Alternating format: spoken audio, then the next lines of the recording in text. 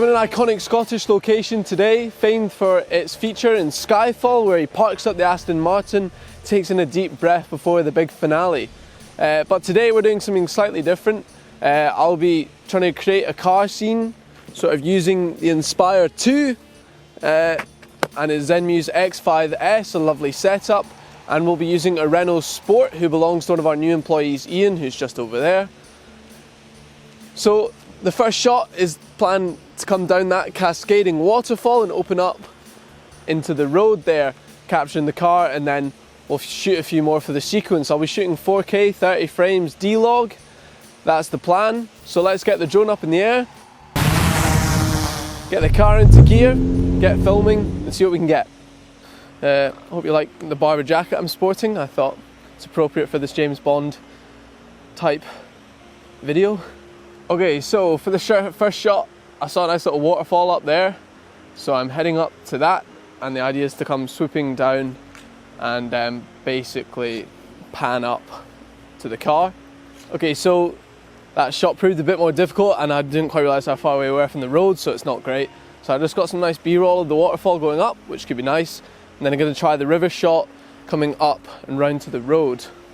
So you'll notice that the images right now are looking rather great, and that's because, as I mentioned earlier, I shot them in D-Log, and log is a flattened image designed to preserve the highlights and dark areas of the image for color grading. So the clouds in this shot, when shot normally, may be overexposed and lost, but because I've shot in D-Log, when I go to color grade, I can see the clouds and there aren't any shadowy or dark areas that have been lost. And bang, there's the magic. Shooting in any log format isn't always necessary, as it takes longer time to grade, but it was appropriate for this project, and I wanted to test it out with the X5S's capabilities. That was banging. That was a class shot up from the river, a waterfall just there. It's perfect. So now I'm going to do like a classic car maneuver where it's coming towards you, you're going towards it, and then you switch it so the drone's coming behind. Right, Ian, if you just quickly turn around and then turn around as quickly as possible just for these last two shots. Cheers, mate.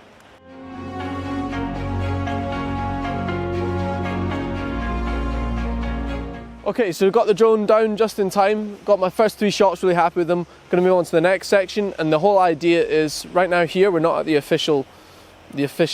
actual shot where the Aston Martin's there and James Bond's there. We're working towards finishing there, so that's the idea.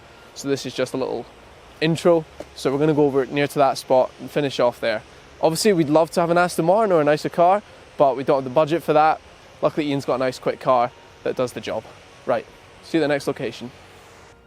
So that's a wrap on the James Bond location filming. We managed to just about get enough time. It's quite touristy now, obviously. We managed to just get enough time to film the ending at the actual location. Wasn't able to show me filming some of the other stuff, as the Inspire 2's batteries go quite quickly, especially in this cold, so there's only so much time. Overall, I'm pretty happy.